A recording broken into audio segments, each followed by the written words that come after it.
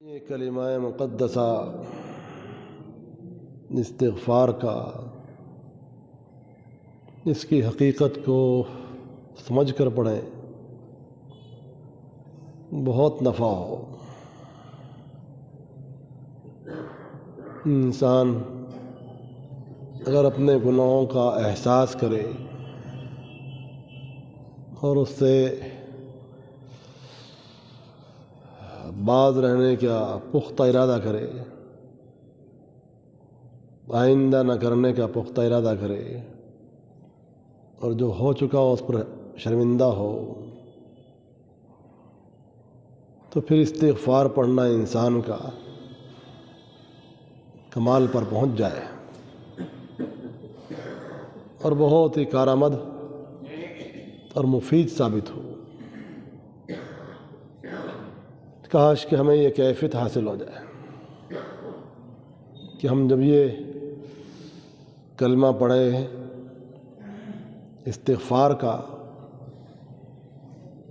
استغفار کے کلمات پڑھیں، تو یہ سوچ کر اور سمجھ کر پڑھیں کہ ہمارے گناہ بہت زیادہ ہیں، ان گناہوں میں ڈوبے ہوئے ہیں،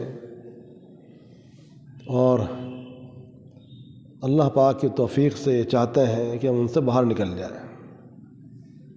یا اللہ، گناہوں کی دلدل سے باہر نکالنے والے بھی آپ ہی ہیں۔ ہم آپ ہی کی ذات پاک سے مدد چاہتے ہیں، شیطان کے خلاف، نفس کے خلاف، کہ ہمارے بہت بڑے دشمن ہیں اور ہم سے بار بار گناہ کراتے رہتے ہیں۔ ہمارا پکا ارادہ ہے کہ ہم نفس اور شیطان کی مکاریوں سے، ان کے پھندوں سے، ان کے جال سے باہر نکل جائیں، مگر ہم عاجز ہیں، کوتاہ ہیں۔ یا اللہ، آپ ہی سے نصرت کے طالب ہیں، آپ ہماری مدد فرما۔ اللہ پاک کی طرف توجہ کی جائے، یہاں بھی اپنے عاجزی اور مسکنت کا اظہار کیا جائے۔ یا اللہ، ہم نفس اور شیطان کے مقابلے میں کیسے کامیاب ہو سکتے ہیں بغیر آپ کی توفیق کے؟ اللہ پاک اگر توفیق نہ دے تو ہم نفس اور شیطان کے مقابلے میں کامیاب نہیں ہو سکتے۔ نفس اور شیطان کے حملے ہم پر ہر وقت ہوتے رہتے ہیں، تو ہم ان کے مقابلے میں جب یہ کامیاب ہوں گے، جب اے اللہ آپ کی مدد ہمارے شامل حال ہوگی، اس میں ہماری نصرت فرما اور ہمیں وہ قوت عطا فرما کہ ہم نفس و شیطان کے مقابلے میں آپ کی اطاعت پر قائم ہو جائیں۔ اللہ پاک کی اطاعت پر قائم ہونا اللہ پاک کی خاص توفیق کے بغیر نہیں ہو سکتا ہے۔ انسان یہ چاہتا ہے کہ گناہوں سے باز آ جائے، دل تو اس کا یہی چاہتا ہے نا، مگر اس میں کامیاب نہیں ہوتا۔ نفس پھر گھیر لیتا ہے، خواہشات پھر گھیر لیتی، انسان کا نفس اس کو بار بار گھیرتا ہے، شیطان الجھاتا ہے، برے دوست اس کو برائی کی طرف راغب کرتے ہیں۔ تو اللہ پاک کی خاص توفیق درکار ہے، مخلص ساتھی درکار ہے۔ اور مخلص ساتھی کون ہوتا ہے؟ شیخ تو مخلص ساتھی ہوتا ہے اور چاہتا ہے کہ اس کا متعلق عروج پر پہنچ جائے، وہ اس کے پیچھے زور لگاتا ہے، سمجھاتا ہے، جس کو کوئی غرض نہ ہو، مطلب نہ ہو، تو ہمارے پیچھے کیوں محنت کرنے لگا ہو؟ اس کی بلا سے ہم کہیں بھی جا کے گر جائیں، مگر اس کو جو محبت ہوتی ہے وہ مجبور کرتی ہے، جیسا کہ باپ اپنی اولاد پر غصہ کرتا ہے نا، جب نہیں مانتا تو ہاتھ بھی اٹھا لیتا ہے، ہاتھ بھی چلاتا ہے۔ کسی اور پر ہاتھ چلانا تو اس کے لیے بہت مشکل کام ہے، مگر اپنی اولاد پر آدمی کو بہت شفقت ہوتی ہے، محبت ہوتی ہے، اور وہ یہ چاہتا ہے کہ وہ اچھا بن جائے۔ اور باپ چاہے وہ خود کتنا ہی برا کیوں نہ ہو، چاہتا یہی ہے کہ اس کی اولاد اچھی بن جائے۔ یہی جذبہ شیخ کا ہوتا ہے۔ رسول اللہ صلی اللہ علیہ وسلم تو سب سے بڑے انسان، سب سے بڑے شیخ، سب سے بڑے استاذ، سب سے بڑے محبت کرنے والے، شفقت کرنے والے اپنی امت پر۔ آپ کا جذبہ تو سب سے بڑا ہوا تھا، یہ چاہتے تھے کہ آپ کا ہر امت نیک بن جائے، اچھا بن جائے، اس کی اصلاح کے لیے بہت کوشش کرتے تھے، ہر چیز پر روک ٹوک کرتے تھے۔ اسی کا نام تزکیہ ہے، روک ٹوک کرنے کا نام ہی تزکیہ ہے۔ اسی سے انسان اپنی غلطیوں کو سمجھتا ہے کہ ہاں مجھ سے غلطی ہوئی، ورنہ آدمی کو احساس بھی نہیں ہوتا ہے کہ میں کیا غلطی کر رہا ہوں۔ اپنی غلطیوں کا احساس کرنا یہی ہے تصوف کا حاصل ہے۔ اپنی غلطیوں کا احساس کرے، شرمندہ ہو کہ اتنا وقت گزر گیا، مجھے سلیقہ نہیں آیا، بات کرنے کا بھی سلیقہ نہیں آیا، کسی کے پاس جانے کا بھی سلیقہ نہیں آیا، وہ اس کا احساس کرے۔ ہم لوگ اتنے کمزور ہیں کہ ہمیں چھوٹے چھوٹے آداب بھی نہیں آتے، ملاقات کے آداب بھی نہیں آتے، اور بڑے آداب تو کیا آئیں گے۔ اس راستے میں لگ کر انسان بہت کچھ سیکھتا ہے، چھوٹے آداب بھی سیکھتا ہے، بڑے آداب بھی سیکھتا ہے، اللہ کا ادب بھی سیکھتا ہے، اللہ کی مخلوق کا ادب بھی سیکھتا ہے۔ ادب سیکھنا یہی ہے مقصود ان مجالس کا۔ اسی لیے مشائخ فرماتے ہیں کہ طریقت کیا ہے؟ آداب ہی کا نام ہے۔ الطرق کلها آداب، طریقت آداب کا نام ہے، آداب سیکھنے کا نام ہے۔ ذکر اللہ کے مجلس میں کیسے بیٹھنا ہے، کھانے کی مجلس میں کیسے بیٹھنا ہے، سبق کی مجلس میں کیسے بیٹھنا ہے، کسی ملاقات کرنے جا رہے ہیں تو کیسے بیٹھنا ہے، کیسے بات چیت کرنی ہے، کب ملنا ہے، اس کا خیال کرنا، دوسرے کا خیال کرنا آ جائے۔ دوسرے کا خیال کرنا آ گیا تو انسانیت آ گئی۔ انسانیت کس چیز کا نام ہے؟ دوسرے کی رعایت کرنے کا، دوسروں کا خیال کرنے کا۔ ہم سے اس کو کوئی اذیت تو نہیں پہنچ رہی، کوئی تکلیف تو نہیں پہنچ رہی، ہمارے پڑوسی کو ہم سے کوئی تکلیف تو نہیں پہنچ رہی، ہمارے پڑوسی کو ہم سے کوئی تکلیف تو نہیں پہنچ رہی ہے، یہ خیال کریں۔ تو یہ مجالس یہ چیز سکھاتی ہیں، انسانیت ہمارے اندر پیدا ہو رہی کہ نہیں ہو رہی۔ جھوٹ بولنے کی عادت تھی، اس میں کمی آئی کہ نہیں آئی؟ ہمارے جھوٹ بولنے کی جو عادت چلی آ رہی تھی اس میں کتنی کمی آئی؟ پورا چھٹ گیا یا کچھ باقی؟ ہمارے اندر صبر کتنا آیا؟ بے صبری کی عادت تھی، ہر انسان میں ہوتی ہے الا ماشاء اللہ، تو صبر کی عادت کتنی آئی؟ پہلے شکایت کی عادت تھی، اس لائن نے ہمیں سکھایا کہ شکایت چھوڑو، شکر کرو، اور شکر کے عادی بنو۔ تمہارے اندر شکر کی کتنی عادت آئی؟ شکایت کی عادت کتنی دور ہوئی؟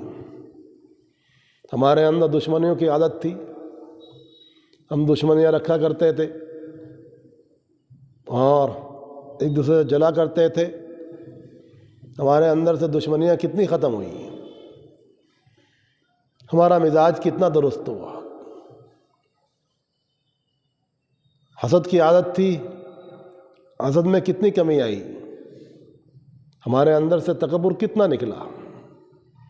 ہمارے اندر بہت تکبر تھا، تکبر کتنا نکلا، تواضع کتنی پیدا ہوئی، ہمارے اخلاق کتنے درست ہوئے، ہمارے اندر اخلاص کتنا آیا، یہ غور و فکر کرنا، یہ ہے ان مجالس کا خلاصہ۔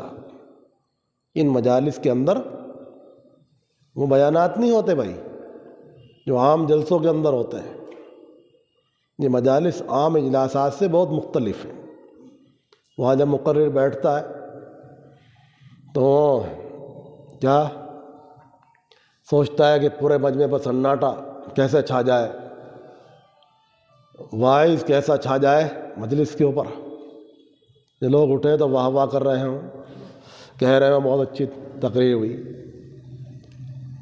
یہ مجالس جلسوں سے بالکل مختلف مجالس ہیں۔ یہاں مقصود احساس دلانا ہے، فکر پیدا کرنا ہے، اپنے حالات میں تجسس کرنا ہے، اپنے گریبان میں جھانکنا ہے، دوسروں کے گریبان میں نہیں۔ ان مجالس کا مقصود اپنے گریبان میں جھانکنے کی عادت پیدا کرنا ہے، دوسروں کے گریبان میں نہیں۔ ہمیں اپنے گریبان میں جھانکنے کی عادت آ جائے۔ ہم سے کتنی غلطیاں ہو رہی ہیں صبح شام، قولاً فعلاً، ہمارے اندر کتنی صلاحیت آ رہی ہے۔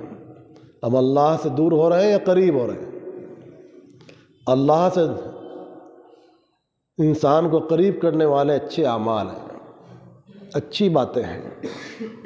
اللہ پاک سے انسان کو دور کرنے کا سبب برے اعمال ہیں، بری باتیں ہیں، برے اخلاق ہیں۔ نمازوں کو چھوڑنا ہے، نمازوں کا چھوڑنا ہے۔ ہم اس میں بہت سستی کرتے ہیں نا، تو اسلام میں لگنے کے بعد ہمارے اندر کچھ تبدیلی آئی کہ نہیں آئی؟ اگر تبدیلی آئی تو یہ فخر کی بات نہیں ہے، شکر کی بات ہے۔ تب ہمیں شکر کرنا ہے، الحمدللہ کچھ تبدیلی آئی، اس پر شکر کرنا ہے۔ اور اگر تبدیلی نہیں آئی تو اس پر افسوس کرنا ہے، اور یہ سمجھنا ہے کہ ہم بہت پیچھے ہیں، ہم بہت پیچھے ہیں۔ ایسا کیوں ہو رہا ہے کہ ہم اتنے پیچھے چل رہے ہیں؟ ہم اتنے پیچھے چل رہے ہیں، ایسا کیوں ہو رہا ہے؟ کوئی تبدیلی نہیں آ رہی؟ کوئی تبدیلی نہیں آ رہی ہے تو ہمارے اندر تو ایسا کیوں ہو رہا ہے؟ ہماری کیا کمی ہے؟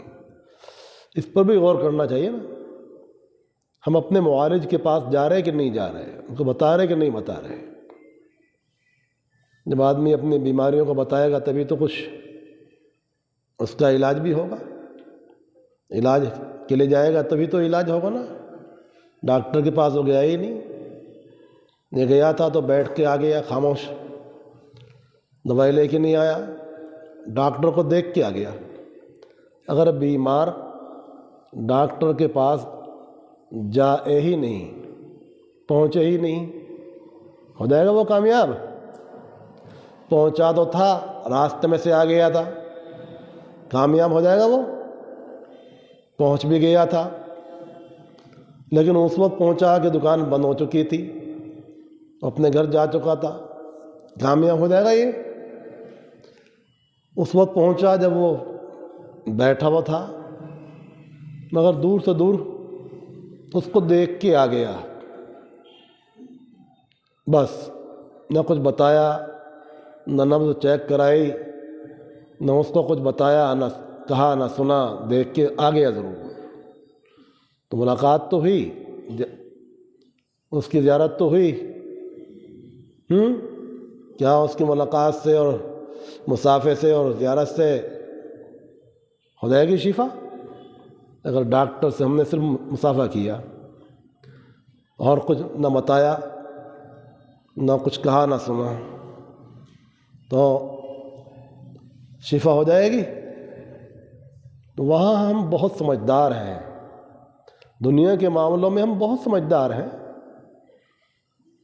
وہاں عقل خوب چلاتے ہیں، اور دین کے معاملے میں بہت صابر ہیں کہ جو چل رہا ہے وہ ٹھیک، وہاں عقل کا استعمال نہیں کرتے، فہم کا استعمال نہیں کرتے، اور اپنے اندر کی بیماریاں ٹھیک کرنے کی کوشش نہیں کرتے۔ استغفار بھی پڑھا تو اس نیت سے نہیں پڑھا نا۔ اگر کوئی استغفار کے کلمات پڑھے ضرور، مگر اس کے اندر جو بات کہی جا رہی ہے اس کا استحضار نہ ہو، تو کلمات مقدسہ ہیں، یہ احادیث شریفہ میں آئے ہیں، ثواب تو ضرور ملتا ہے، ثواب اور برکات تو ضرور ہے اس استغفار کی بھی جو ہم پڑھتے ہیں۔ ثواب سے اور برکات سے تو یہ بھی خالی نہیں، لیکن جو مقصود حقیقی ہے تزکیہ نفس کا، تزکیہ اخلاق کا، تزکیہ بری عادات کا، وہ جبھی حاصل ہوگا جب اس کو اس کی کیفیت کے ساتھ پڑھا جائے گا، سمجھ کر پڑھا جائے گا۔ جس وقت پڑھ رہے ہیں اس وقت تو جذبہ ہونا ہی چاہیے، اس وقت تو یہ جذبہ لازمی طور پر ہو کہ جب تک ہو چکا، یا اللہ سب سے معافی چاہتا ہوں، دل کی گہرائی سے کہہ رہا ہوں، اب تک جو کیا اس سب کو معاف فرما، دل سے معافی کا خواستگار ہوں، دل سے طلبگار ہوں۔ جو کوتاہیاں ہوئی میری، حقوق اللہ کے تعلق سے ہوں یا حقوق العباد کے تعلق سے ہوں، جو کوتاہیاں ہوئی ہیں اب تک ان کو معاف فرما، ان کو درگزر فرما۔ دل کی گہرائی سے میں یہ بات کہہ رہا ہوں، یہ عرض کر رہا ہوں، عاجزانہ عرض کر رہا ہوں، بہت ہی لجاجت کے ساتھ آپ سے درخواست کر رہا ہوں کہ میری خطاؤں کو معاف فرما، میری غلطی کو معاف فرما دیجیے۔ اے میرے پروردگار، مجھے صحیح راستہ دکھائیے، ہدایت کا راستہ دکھائیے، اس پر چلائیے، ہدایت مجھے دیجیے، اور ہدایت یہی ہے کہ میں صحیح چلوں، عادات میری صحیح ہو جائے، اخلاق میرے صحیح ہو جائے، معاملات میرے صحیح ہو جائیں، جو سچائی حاصل ہو جائے، اچھائی حاصل ہو جائے، یہی تو ہے ہدایت۔ اسی ہدایت کی انسان دعا کرتا ہے، اہدنا الصراط المستقیم، ہدایت کی دعا بھی کرتا ہے اور اس کے لیے کوشش بھی کرتا ہے۔ دعا بھی کرنی چاہیے اور کوشش بھی کرنی چاہیے، محنت بھی کرنی چاہیے۔ جب انسان کوشش اور محنت کرتا ہے تو ایک نہ ایک دن وہ ضرور اپنی منزل پر پہنچ ہی جاتا ہے، کامیاب ہو ہی جاتا ہے۔ یہ ہے سلوک، اسی کا نام کیا ہے؟ سلوک، مسلسل چلنے کا نام، محنت کا نام، اس لائن میں لگنے کا نام، یہ ہے سلوک۔ اور ہے منزل کیا ہے؟ منزل یہ ہے کہ اللہ کی رضا کو پالیں، اور طریقہ کیا ہے کہ جو ہمارے اندر برائیاں ہیں وہ نکل جائیں، جو اچھائی ہیں وہ پیدا ہو جائیں، اچھائیاں حاصل ہو جائیں، اچھائیاں پیدا ہو جائیں، اور برائیاں ہماری دور ہو جائیں۔ یہ ہے طریقہ، اور منزل کیا ہے؟ اللہ کی رضا کو حاصل کرنا۔ تو اس کے لیے ہے ذکر اللہ کی مجلس۔ ذکر اللہ کی مجلس کا نفع بھی اسی وقت ہے کہ انسان ذکر کے ذریعے سے اللہ کی محبت کو دل میں لاتا ہے، اور اللہ کی محبت جب آتی ہے تو غیر اللہ کی محبت نکلتی ہے۔ غیر اللہ کی محبت کو نکالنا، یہ اصل چیز۔ دور کتنا خطرناک آیا کہ اس دل میں ہم غیر اللہ کو بہت زیادہ بھر رہے ہیں، اور اللہ کو حاصل کرنے کے لیے جو محنت ہے وہ کم سے کم کر رہے ہیں۔ اس کے لیے ہمارے پاس ٹائم ہی نہیں، وقت ہی نہیں۔ خالق تعالیٰ کی پیدا کردہ اشیاء ہیں، ان کے زمین و آسمان، اور ان کے پیدا کردہ غلہ جات، میوے جات، پھل فروٹ کھانے کا تو بہت موقع ہے، لیکن جو سب کچھ دے رہے ہیں ان کی محبت اور ان کی پہچان کے لیے ہمارے پاس وقت نہیں ہے۔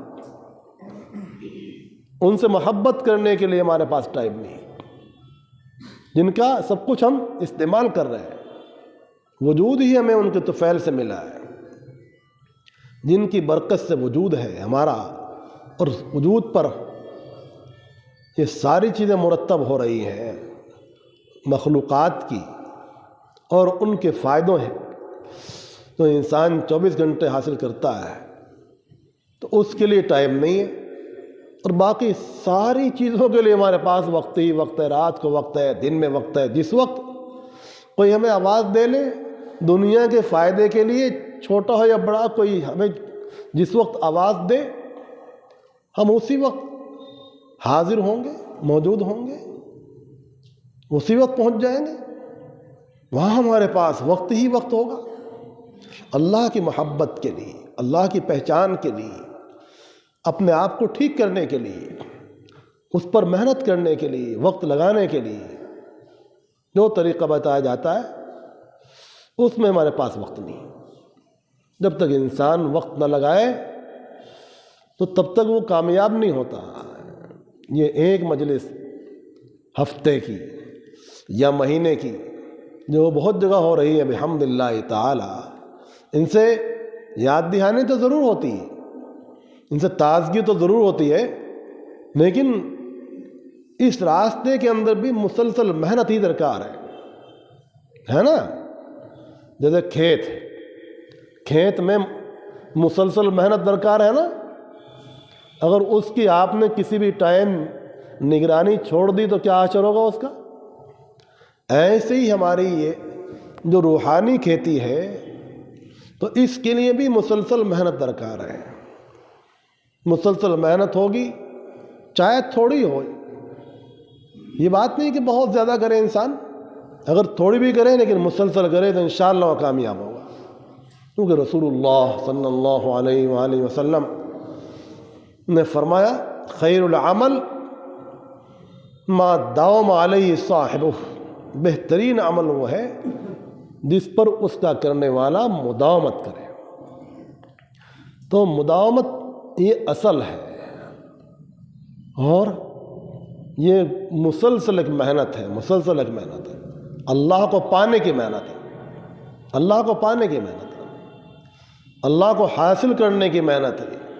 اللہ کیسے حاصل ہو جائے، اللہ پاک سے میں محبت کیسے ہو جائے، ان کی محبت کیسے حاصل ہو جائے، ان کی معرفت کیسے حاصل ہو جائے، ہم اللہ پاک کے کیسے قریب ہو جائے، اللہ پاک ہمیں کیسے حاصل ہو جائے، تو یہ اللہ کو حاصل کرنے کی محنت ہے، اللہ کو اپنا بنانے کی محنت ہے، اللہ کا بننے کی محنت ہے۔ ہم کیسے اللہ کے بن جائیں، ہم کیسے اللہ کے بن جائیں اور اللہ ہمارا کیسا بن جائے، یہ خلاصہ۔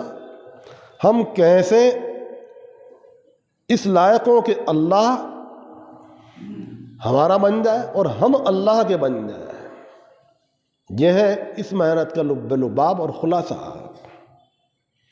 تمام اسلاف عظام، مشائخ، اولیاء اللہ ہر سلسلے کے یہی محنت کرتے چلے جائیں، اور یہی محنت وہ کرایا کرتے تھے اپنے اپنے علاقوں میں، اپنے علاقوں میں وہ یہی محنت کیا کرتے تھے، خود بھی لگے رہتے تھے، دوسروں کو بھی لگائے رکھتے تھے اسی محنت کے اندر، اور اسی میں انہوں نے اپنی عمریں گزار دی۔ سبحان اللہ، اسی میں لگے ان حضرات نے اپنی عمریں گزار دی اور وہ کامیاب ہوئے۔ کامیابی اس کا نام نہیں کہ بہت بڑی تعداد ان سے منسلک ہوئی ہو، کامیابی اس کا نام ہے کہ انہوں نے اپنی زندگی کو اللہ پانے میں گزار دیا، اللہ پانے میں انہوں نے اپنی زندگی کو کھپا دیا، کامیاب ہو گیا کہ انسان جتنی زندگی اللہ نے دی تھی وہ انہی کے کام میں استعمال ہو گئی۔ یا اللہ جتنا آپ نے مجھے وقت دیا تھا قلیل و کثیر، وہ آپ کے نام میں اور آپ کے کام میں ہی استعمال ہو گیا۔ تو یہی ہے مقصد یہ نہیں تھا ان کا، کوئی اتنی شہرت نہیں تھا کہ لوگ ہمیں مشہور کریں، عزت کریں، اکرام کریں، ہدایہ دیں، تعریف کریں۔ بہت سے حضرات تو بڑے فقیرانہ زندگی گزارتے تھے، فقیرانہ زندگی گزارتے تھے، جو آیا تقسیم کیا، ختم. اور وہ اس کی بھی محتاج نہیں تھی، کوئی لائے اس کی بھی اپنے اولی ہو، وہ اس سے مستغنی تھے. تو اللہ ہی پر ان کی نظر تھی، اللہ ہی کہ ان کو بولنا تھا، چلنا تھا، غور کرنا تھا، کہنا تھا، سننا تھا. ان کا کہنا، سننا، بولنا، چالنا سب اللہ ہی کے لیے تھا. یہ کیفیت پیدا ہو جائے کہ ہمارا چلنا، پھرنا، بولنا، چالنا، تعلقات پیدا کرنا، محبتیں رکھنا، دشمنی رکھنا، یہ بھی اللہ ہی کے لیے ہو. من احب للہ وابغض للہ واعطى للہ ومنع للہ فقد استکمل الایمان. جو شخص اللہ کے لیے محبت رکھے، اللہ کے لیے نفرت رکھے، اللہ کے لیے دے، اللہ کے لیے لے، اللہ کے لیے روکے، اس کا ہر قدم اللہ کے لیے ہو، وہ ہو گیا وہ کامیاب. اور یہ بات حاصل ہوتی ہے ذکر اللہ کی کثرت کے نتیجے میں. ذکر اللہ پر مداومت جب کرتا ہے انسان تو کچھ یہ کیفیت حاصل ہوتی ہے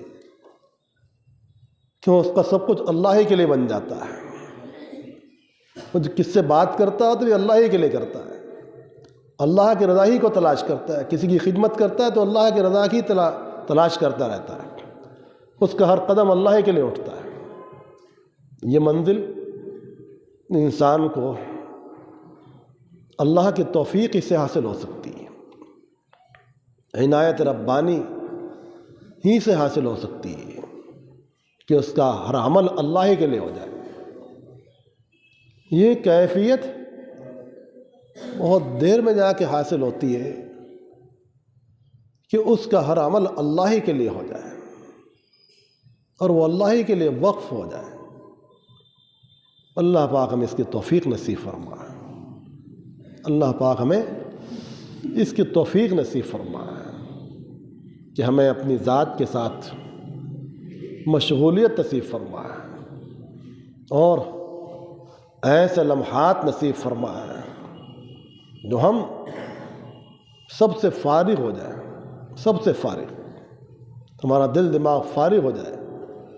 کچھ دیر کے لیے انسان کو ایسا ہو جانا چاہیے کہ وہ سب سے فارغ ہو جائے. کچھ دیر کے لیے تو ایسا ہو جانا ہی چاہیے نا آدمی کہ سب سے فارغ ہو جائے، کسی سے اس کا کوئی تعلق نہ ہو. بھائی وہ کس لیے جا رہا ہے؟ اللہ سے تعلق پیدا کرنے کے لیے جا رہا ہے، اور کوئی منشا نہیں ہے اور کوئی مقصد نہیں ہے اس کا. وہ اس لیے جا رہا ہے کہ سب کو بھول جائے اور اللہ ہی اللہ اس کے قلب میں باقی رہ جائے. کوئی یاد نہ آئے، کسی کا غم نہ ہو، کسی کا خیال نہ ہو، کسی کا فکر نہ ہو. بس اس کے دل میں، اس کے دماغ میں اللہ ہی اللہ سوار ہو. اس کے ہر عمل پر اللہ ہی اللہ کا نقش ہو. ہر وقت اس پر اللہ کا نقش جم جائے. اللہ کا دھیان ہی غالب رہے، اللہ کا فکر ہی غالب رہے، اللہ کی ذات ہی اس پر غالب رہے. وہ اللہ کی محبت میں ایسا سرشار ہو جائے، ایسا مغلوب ہو جائے کہ کوئی باقی نہ رہے سوائے اللہ کے. اصل تو یہاں تک پہنچنا ہے. یہاں تک پہنچنا کب ہوگا؟ جب ہم تھوڑی سی اپنی کوششیں بڑھائیں گے، جب تھوڑی سی ہم اپنی کوشش بڑھائیں گے مخلوق سے انقطاع کی اور اس بات کو حاصل کرنے کی کہ یا اللہ اپنی معرفت نصیب فرما، اپنی محبت نصیب فرما. اور اگر ہم نے منزل ہی کو نہیں سمجھا، مقصد ہی کو نہیں سمجھا ہم نے کہ ان مجالس میں آنے کا مقصد کیا ہے، آ رہے جا رہے تب بھی کوئی خاص فائدہ نہیں ہوگا. ہاں برکت ضرور حاصل ہوگی، اللہ کا نام لینے کی، ساتھ بیٹھنے کی برکات تو ضرور حاصل ہوگی، مگر مقصود تک رسائی نہیں ہوگی. جب تک کہ طریقت کی معرفت نہیں ہوگی مقصود تک رسائی بھی نہیں ہوگی. تو اس لیے طریق کو سمجھنا پڑتا ہے نا انسان کو. اور تو اس انداز سے استغفار کریں کہ یہ احساس کریں کہ ہم بہت گنہگار ہیں، خطا وار ہیں، ہمیں اپنے نفس کو دھونا ہے، پاک کرنا ہے. جو کپڑے میلے ہو گئے ہیں صابن سے ان کو رگڑنا ہے، صاف کرنا ہے، پاک کرنا ہے. ہمارا دل بھی ایک کپڑے ہی کی طرح ہے نا، وہ بھی گندا ہوتا ہے، بہت گندا ہو گیا ہے پورا ہفتہ، اور ہر وقت اس پر جو گند چڑھ گئی ہے، باطل نقش ہو گیا ہے، اس کو دھونا ہے۔ اس کیفیت کے ساتھ ذکر اللہ کریں تو اس کا نفع ہی کچھ اور ہوگا انشاءاللہ العزیز۔ اللہ پاک ہم سب کو اس کی توفیق نصیب فرمائے۔